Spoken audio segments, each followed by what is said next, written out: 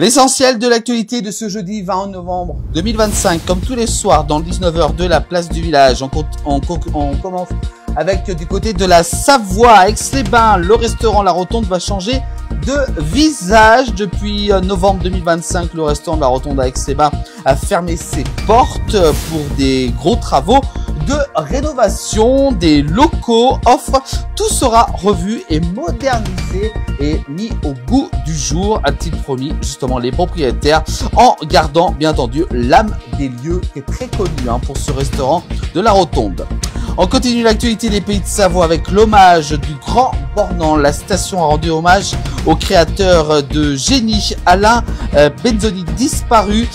C'était donc hier, mercredi 19 novembre. Le maire du Grand Bornand a salué la mémoire d'Alain Benzoni, créateur du festival Au Bonheur des Mômes, qui a lieu chaque été du côté de la station du Grand Bornand, organisé depuis plus de 30 ans dans le village des Aravis.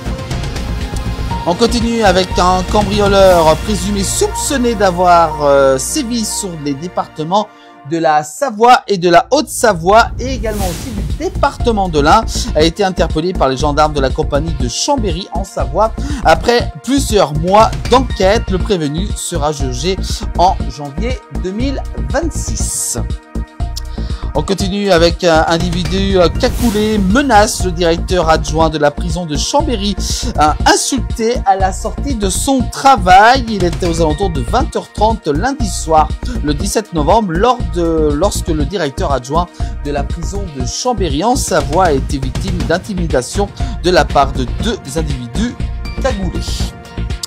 On continue avec ce radar qui n'en finit pas de parler de lui. Ce radar de chantier, et oui, c'est un radar de chantier, vous les connaissez, vous l'avez peut-être déjà croisé sur nos routes, justement. Ce radar de Haute-Savoie flash et sanctionne tout le monde, même les conducteurs irréprochables. Il n'a pas de pitié. Ce radar de chantier, donc installé sur la départementale 903 qu'on a déjà parlé dans nos précédentes éditions, et multiplie les flashs, y compris pour les automobilistes qui respectent parfaitement les limitations de vitesse fixées, je vous rappelle, à 110 km/h. Donc il fait beaucoup de bruit ce radar, donc méfiez-vous de lui, bien entendu. On continue avec le ras-le-bol d'une Haute-Savoyarde. Après un mois sans fibre internet, c'est du vol, ils me prennent pour une idiote, dit-elle auprès de nos confrères du Messager du Chablais. Depuis octobre, Josepha, une Douvenoise de 74 ans, n'a plus internet, un problème de branchement de fibre optique qui ne se résout toujours pas. Devant l'inaction de son opérateur, elle a décidé de pousser un coup de gueule en espérant auprès de la presse locale. Dit-elle, tout rentrera dans l'ordre dans les prochains jours. On continue avec également du côté de Sier, Hubert Demoli récompensé pour une vie d'engagement sans faille. C'était vendredi 14 novembre dernier. Le Siézois Hubert Demoli a reçu les insignes de chevalier de l'Ordre national du mérite, la récompense pour un parcours d'engagement dense et riche également. On continue on parle également de transport, cette fois-ci notamment du côté de la Suisse. Des trains de nuit direct au départ d'Annemasse pour rejoindre l'aéroport de Genève à partir de décembre. Et oui, ça y est, ça sera à partir du 14 décembre prochain.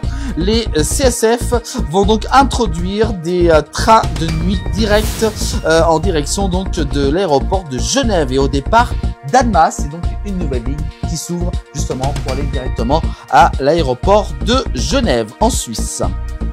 On continue on va rester en Suisse justement avec nos confrères de la RTS qui va cesser d'émettre en France, et oui, sur le fond de tension avec le Grand Genève. C'est nos confrères du Dauphiné libéré de Haute-Savoie qui met justement en avant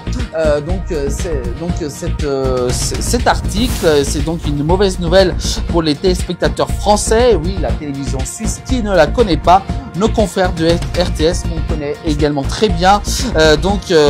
Les téléspectateurs français ou suisses de France qui aiment bien regarder la saison de ski, le journal télévisé ou encore la Ligue des Champions puisque RTS donc reste l'une des dernières chaînes non payantes à la diffuser. Depuis quelques jours, un bandeau prévient donc les spectateurs de l'arrêt prochain de la diffusion de RTS en France voisine, une réalité doublée donc d'une polémique car l'opérateur, une société privée, met en cause donc injustement justement le Grand Genève.